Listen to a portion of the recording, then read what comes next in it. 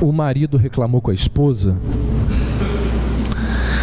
que toda vez que ele chegava em casa, ele, a esposa e o filho, toda vez que ele chegava em casa para almoçar, ele percebia que o bife maior estava no prato do filho.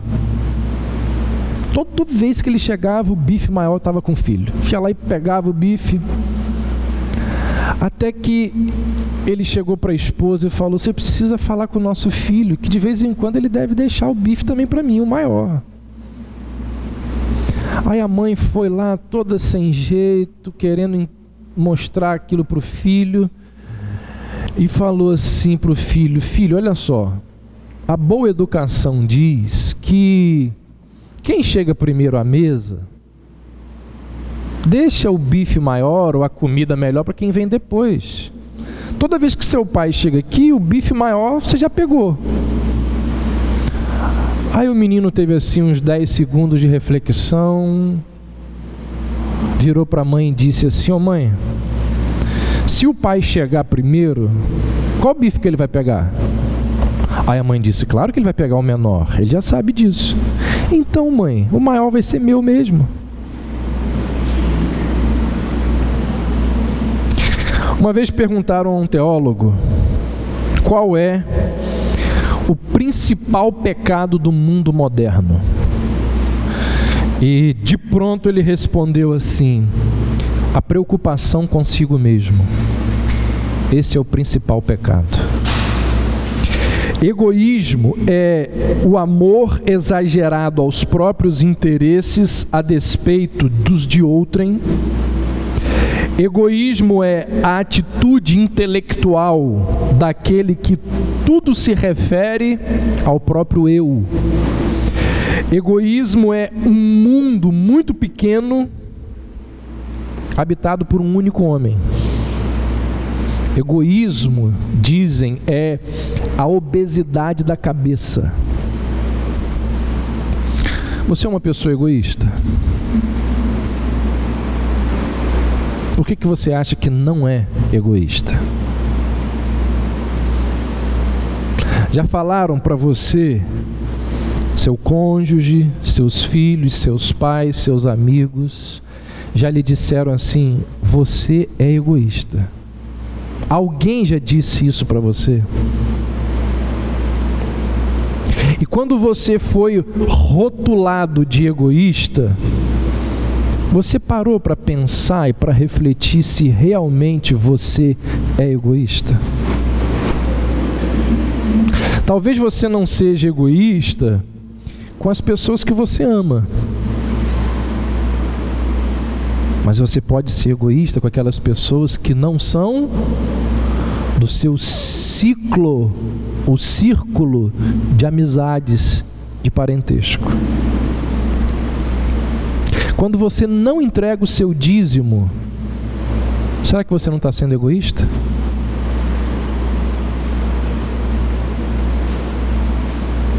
Quando alguém é egoísta com você, como que você reage? Porque nós sermos egoístas para com os outros é uma coisa, mas quando o outro é egoísta com a gente, qual é a nossa reação? Então por que você continua sendo egoísta?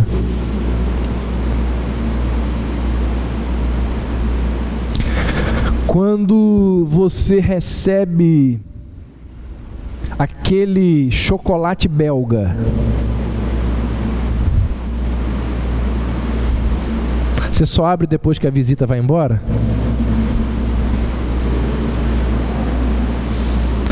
Quando você ganha uma caixa de bombom, quais são os bombons que você coloca na bomboniere? Só os de banana?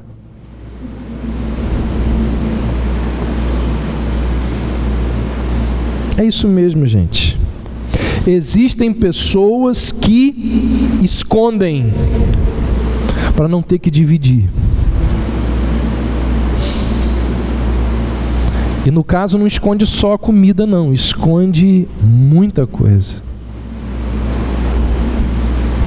Não foram poucas as vezes ao longo dos meus mais de 10 anos de magistério que eu vi aluno comendo biscoito dentro da mochila para não ter que dividir com um amigo. E você, o que você esconde dentro da sua mochila? Todos nós carregamos uma mochila.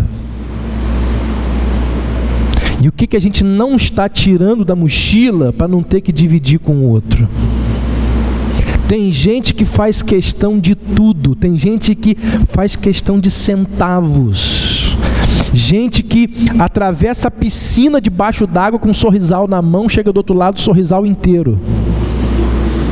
Ou seja, é por isso que normalmente o egoísta é uma pessoa avarenta. Pode ver, egoísmo traz junto dele avareza. E normalmente quem é avarento é altamente egoísta. A Bíblia diz que quando a nação de Israel, depois de 40 anos no deserto, começou a tomar posse da terra prometida,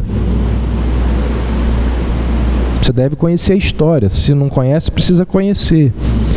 A terra, ela foi sorteada. Qual terra ia ficar com qual tribo? E quando a nação de Israel começou a tomar posse da Canaã, aconteceu algo muito perigoso. As primeiras batalhas, elas foram travadas por toda a nação de Israel, ou seja, por todas as 12 tribos. Só que à medida que a nação de Israel ia avançando para o território de Canaã, à medida que eles iam conquistando o território, as tribos paravam de lutar. Ou algumas tribos. Por quê? Porque se o território que foi sorteado para minha tribo já tinha sido conquistado, eu me fixava ali. Eu não ia lutar a próxima batalha. Por quê? Porque a terra do outro era do outro. A minha já está conquistada, a minha já está certa. O meu já está garantido. E diz a Bíblia que os israelitas, eles não tiveram o compromisso de permanecer juntos, lutando até o fim. Se faltavam 4 territórios para serem conquistados, as 4 tribos que ficaram responsáveis, ou que no sorteio eram aquelas que iam fixar residência ali, elas que se virassem. Elas que, como na linguagem dos dias de hoje, elas que dessem os seus pulos. Então, as outras 8 tribos, elas já estavam acomodadas na terra que lhes era de direito, as outras 4 lá que desse o seu jeito. E a Bíblia diz que isso gerou um problema enorme para Josué administrar. Afinal, para conquistar os primeiros territórios, todos lutaram. Agora, para conquistar o restante das terras, apenas algumas tribos queriam lutar.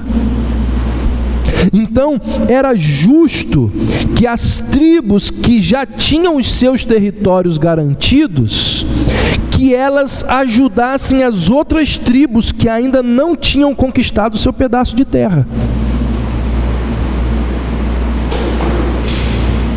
Tudo isso começou quando 3 tribos, a tribo de Ruben, a tribo de Gade e a metade da tribo de Manassés, eles foram até Moisés e pediram a Moisés para ficar com as terras antes do Jordão. Aquelas terras que ficavam antes do Jordão eram terras próprias para a atividade pastoril, que era a atividade principal daquelas tribos ali. E como não havia ninguém habitando ali, ou seja, aquelas 3 tribos não iam precisar lutar. E aí quando eles chegam e fazem essa proposta para Moisés, Moisés vira-se para eles e diz o seguinte: será que é justo que vocês tomem posse dessa terra e não lutem com o restante do grupo? É justo que só vocês tenham a terra sem precisar lutar? Moisés diz assim para eles: olha, deixem as suas esposas, deixem os seus filhos, deixem os seus rebanhos na terra e continuem lutando com o povo. Vai junto com eles. Quando todo Israel estiver acomodado, aí então vocês poderão voltar, cada um para a casa de vocês.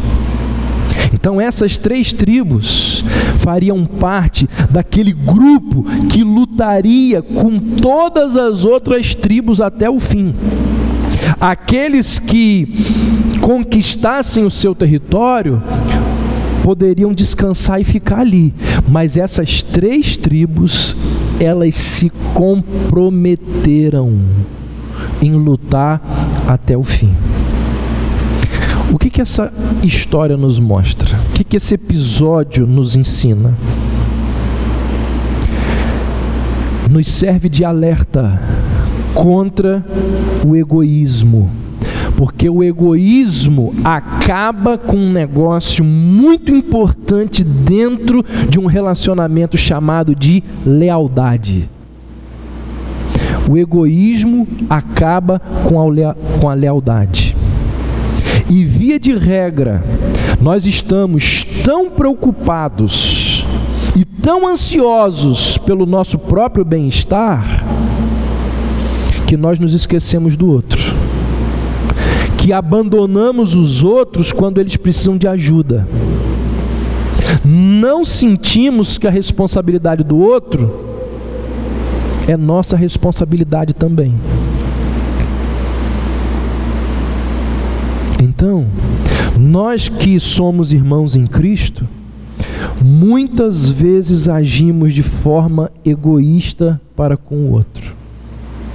A busca por conforto, por segurança, por descanso, nos afasta da lealdade, gerando egoísmo. Gaditas, Rubenitas e Manasseitas quase perderam a lealdade porque quiseram se acomodar logo e os outros que se virassem. Mas diz a Bíblia que eles foram até o fim. E cessadas as lutas de ocupação da terra, diz a Bíblia que Josué chama aquelas 3 tribos e lhes despede com palavras honrosas. Josué vira-se para eles e diz: agora sim, vocês podem voltar para a terra de vocês. O discurso de Josué para eles exalta a fidelidade daqueles homens em cumprir aquilo que eles tinham prometido para Moisés. E quando eles cumprem o que eles prometeram para Moisés, aqueles homens reconheceram no seu líder uma palavra de Deus contra o egoísmo deles.